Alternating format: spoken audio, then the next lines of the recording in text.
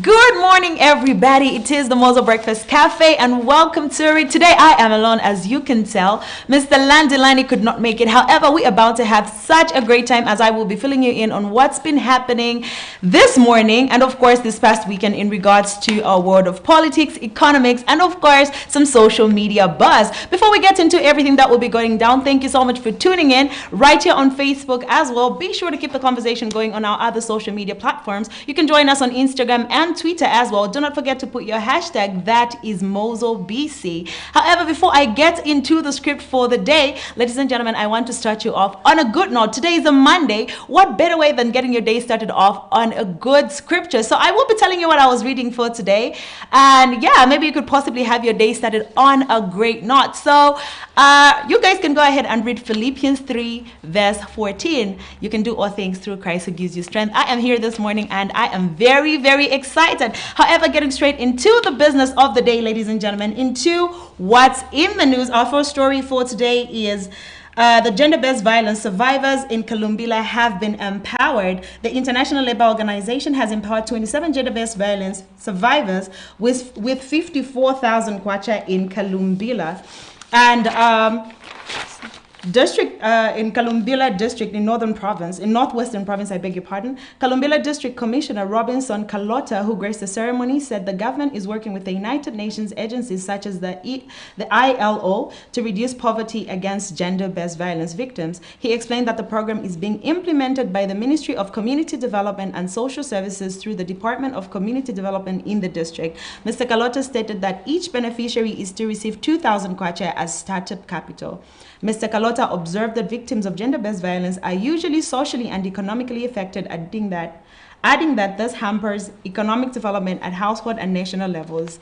Meanwhile, Kalumbila District Commissioner, Community Development Officer Rita Makupa urged the beneficiaries to put the money to good use. And speaking on behalf of the beneficiaries, Teresa Kabiji thanked government and the ILO for the empowerment. Ms. Kabinji said the startup capital will help the women to contribute to economic development at district and national level. She has also, however, revealed to government that the ILO to provide more training. Ms. Kabinji also appealed that more vulnerable women in the district have been given the same opportunity. Now, this is a great initiative, if I should say that, because if we look at gender-based violence and the levels it has been at, the levels have skyrocketed. However, we have seen bodies of the government come into play and also want to contribute in order to stop this particular thing from happening, and also empowering the people that have been victims. I hope on this particular ones we did not get the name or get a hold of the list of the people that are being empowered. I hope we have some men there, because when it comes to gender-based violence, it is quite sensitive and very few men are willing to come out. However, be sure to come out every time you're in that particular position, because the help you need could just be with the person that's right next to you. Also, people do tend to die from this. So in as much as you could love somebody, just be sure to speak on it and speak about it. Also, I love the fact that everybody that's being empowered is being also taken through some sort of education and talk on how they could put the money to good use. Also, they're looking at it as startup capital, which means if they're able to start up businesses, they could be able to contribute to the economic development of the country. So I feel like this is such a great move, and I really hope to see more people jump on this particular one so we could be able to end gender-based violence.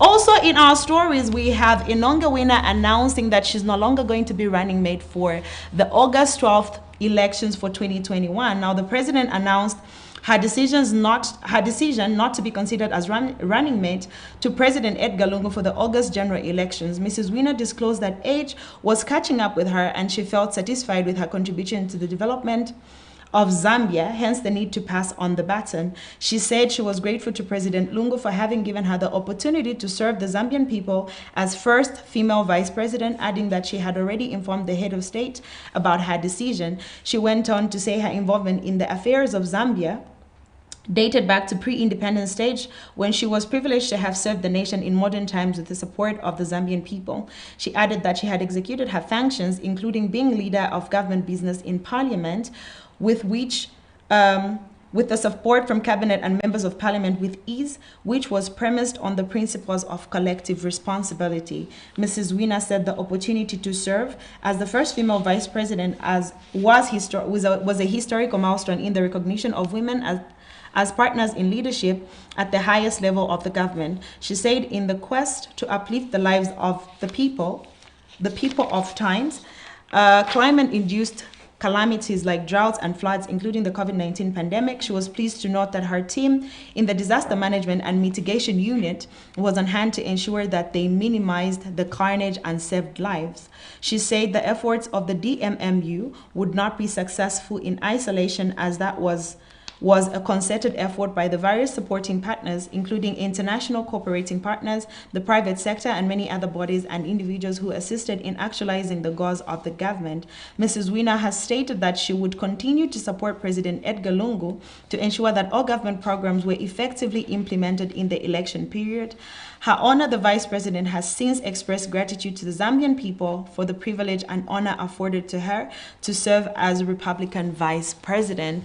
Now, I feel like her decision has come at a time when most people actually expressed that she should be able to step down. As she said herself, age was catching up, and also the fact that she has worked, she's been recognized, and for somebody to be first female vice president, I mean, that was record breaking, and also changed perspective in the politics sphere at the time when she had become vice president. So stepping down for her, I feel like, is a great move, and she has served the Zambian people very diligently, and also has jumped on programs that include helping women. I mean, she became the voice for so many women here in Zambia, and also was given a very huge platform to be able to represent us in the world as well. So we wish her well, as she will continue to involve herself in national issues and national duties from today on. Also, President Edgar Lungu went on to thank her, as she was his running mate and also served as vice president under his government since 2015. So President Edgar Lungu thanked Indonge Wina for the services she rendered to the country since she was appointed to this particular position from 2015. I beg your pardon, I just need to read his entire statement.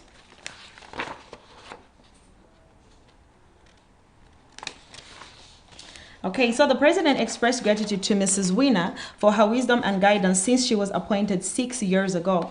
The president said Mrs. Wina's counsel to the Patriotic Front as a party and to the government in her capacity as vice president has been immense. So after she had announced stepping down and not being considered as a running mate for this year's elections, the president went on to thank her for the services, as she was great during the time. She was a great running mate, has also stood in his position so many times when he was not available. She has diligently served the country. I agree to that. And also we hope to see more females in this particular position. Speaking of which, reminds me of the concern that has been raised this year in regards to the elections. We've had very few females wanting to run for parliamentary seats.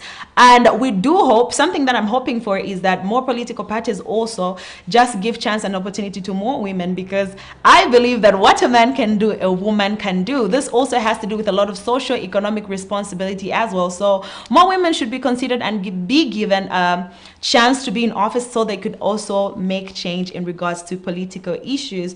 Moving on as well, real quick, we have Africa to secure more COVID-19 doses for successful vaccination. The Ministry of Health Permanent Secretary for Technical Services, Kennedy Malama, has disclosed that the international initiatives have been set up to support COVID-19 vaccine supply in Africa. This follows concerns over availability of the vaccine, especially for members of the public who have received their first dosage. Dr. Malama called on the general public not to worry, as the ministry will be guiding on how the procedures will be undertaken. He indicated that more than 40 countries in Africa are vaccinating their people. Hence, it remains for the continent to secure more vaccines to support a successful vaccination. The permanent secretary listed the African Union COVID-19 vaccination initiatives, COVID-19 vaccines global access facility, adding that about 3 African countries are planning on manufacturing international COVID vaccines as some of the initiatives.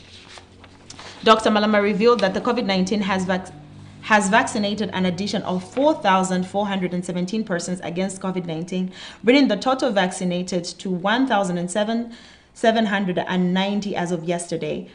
as of yesterday, this was back on May 14th. He added that the country has, in the last 24 hours, recorded 53 new cases of COVID-19 out of the 6,171 tests done across the country, bringing the cumulative number of cases to 92,409. The permanent secretary observed a consistency of recorded cases from remote districts, pointing to the worrisome trend of continued community transmission. He revealed that the recorded cases were from 19 districts, of which 9 cases are from Central, 5 from Copperbelt.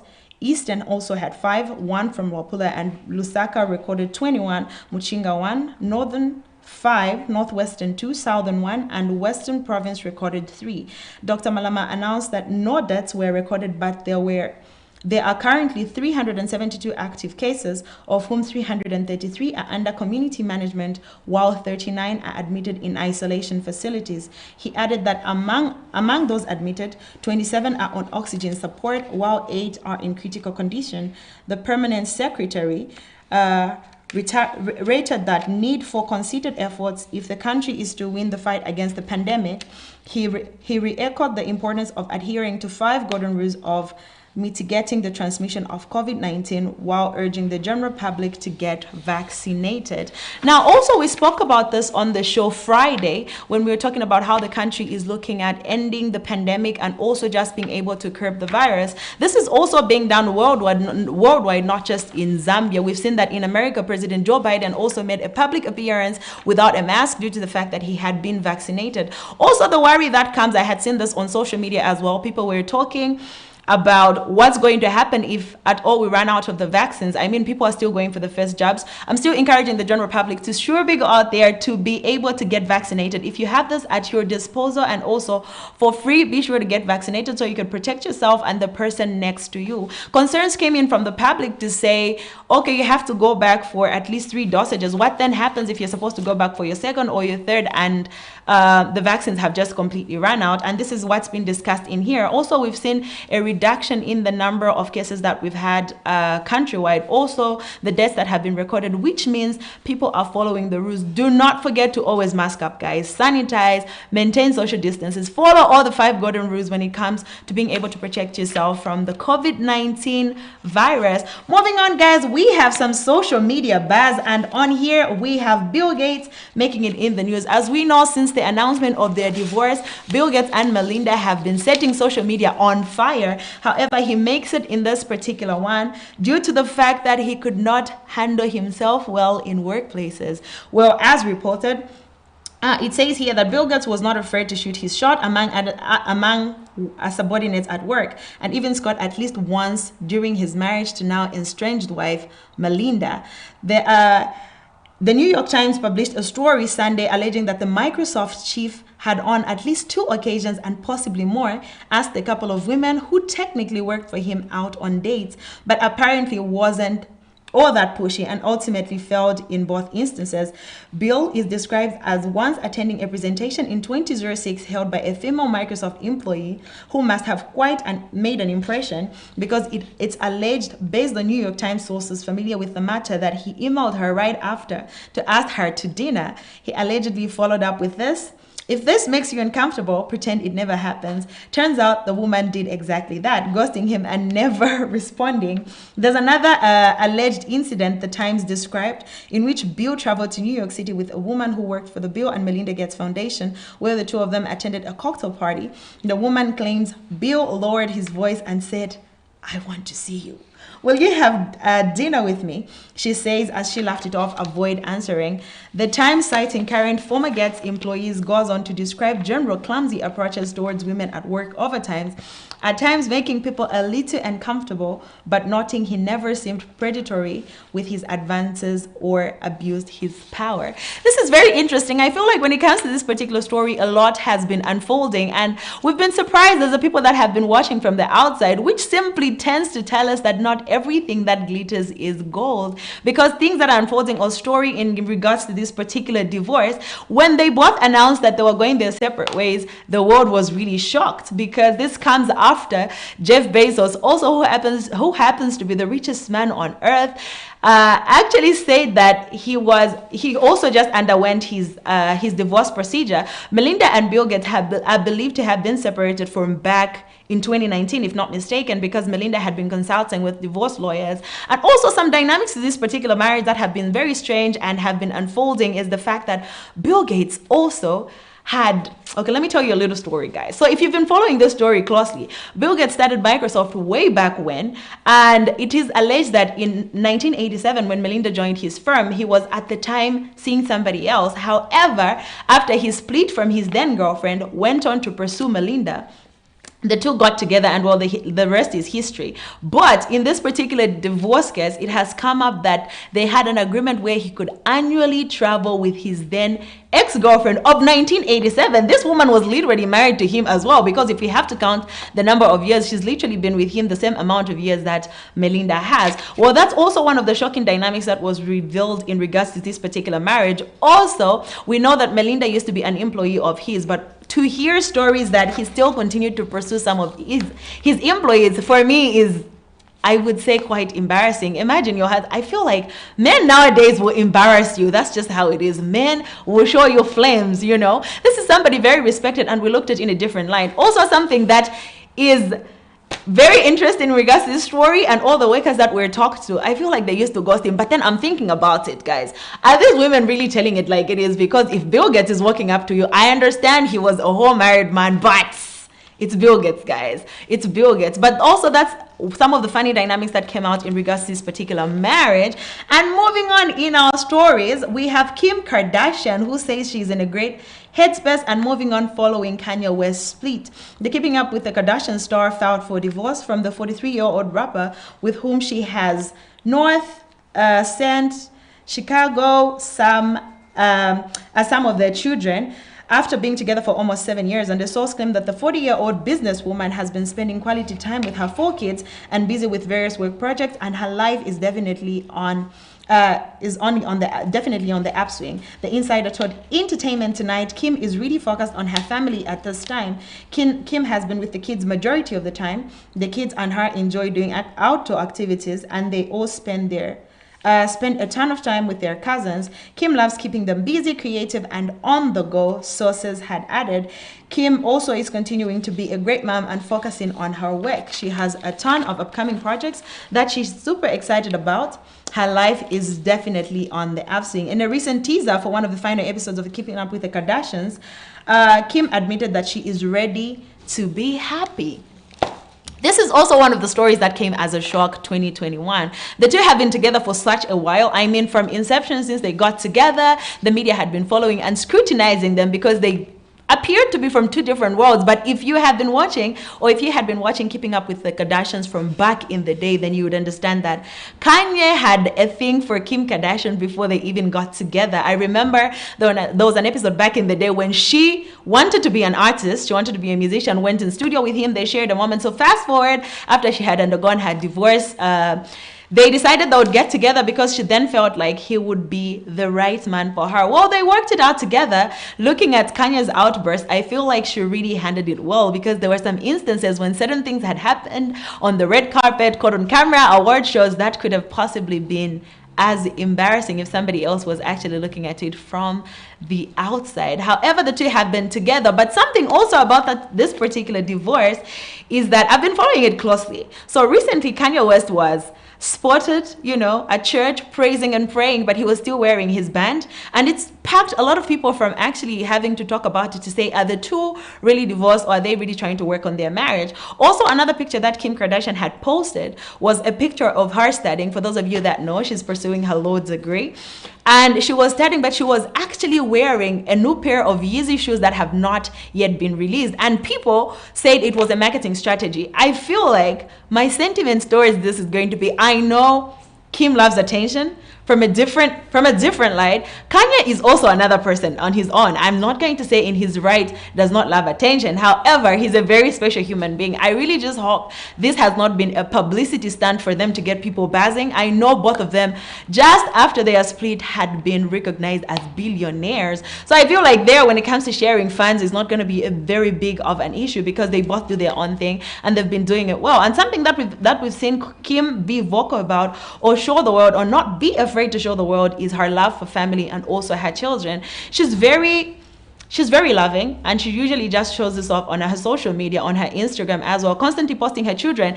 Also, one of her kids that has shown her creative side is North, as she is very creative when it comes to her being artistic, painting, and doing all of those things. We've also seen her being brought on the limelight by the father when she actually sang at one of those Sunday services. They are co-parenting very well. This is something they've both spoken about. And also when it comes to splitting their assets, I honestly do not think it's going to be that much of a problem. I mean, it's a billionaire dealing with a billionaire.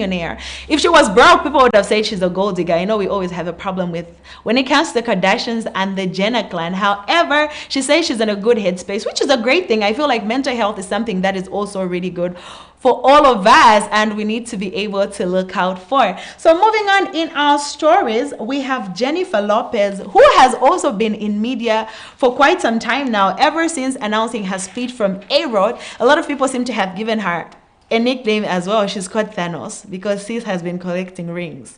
Anyway, Jennifer Lopez is in a different place since the last time she dated Ben Affleck. Sources have said, making their connection stronger than ever. The Hustler star has been spending time with the 48-year-old following her split from Alex Rodriguez, and sources have said the pair, who previously dated 17 years ago, have both grown since their breakup. An insider said it doesn't seem possible that Jennifer would even get back with Alex, but I can't say that about Ben. Time has passed, and they are each in a different place with children. Jennifer, who has 13-year-old twins, Max and Amy, with ex-husband Mark Anthony, reportedly wants to spend as much time as possible with Ben, but sources insist they are not rushing into anything just yet. The sources also added she wants to spend as much time with Ben as possible to see where this could go. They are certainly not making any plans about the future, and although things between them might not last, friends of Jennifer Lopez and Ben, who is the father of Violet, 17, and Serafina, 12, Samuel, who is 9, whom he has with ex-wife, Jennifer Garner, think their current arrangement is good for both of them. Speaking to People magazine, the sources said whether they end up together or not, it's good for both of them for now. And that is not surprising. Now, for those of you that know, Ben Affleck and Jennifer Lopez were together a while. They were one of those A-list couples that everybody looked at, and we hoped they would be together. They were engaged that particular time they were together. However, things did not work out as great for them. They both went on to be with other people. J-Lo went on to be with Mark Anthony, who she's got 2 of her beautiful kids with. Also, Ben Affleck went on to date Jennifer Garner. They got married, and they also have 3 children between them. However, the two have been recently spotted together a couple of times. They had refuted the speculations of sparking any romance rumors, as they said they just want to remain friends. I honestly feel like people who've dated could still be friends. I will tell you that I am not in any bad books with anybody that I have ever dated. However, friendship, I don't know about that. For this two, seems they could possibly make it work, and it's something that I personally would not be mad about. Ben Affleck has been spotted several times at J-Lo's mansion. Also, he's been spotted being picked up and being dropped off in her SUV several times. They've been spending a lot of time together, and also when it comes to co-parenting, the both of them left their partners. However, they've been doing it well. They've been doing it greatly. Ben Affleck seems to have a great relationship with Jennifer Garner.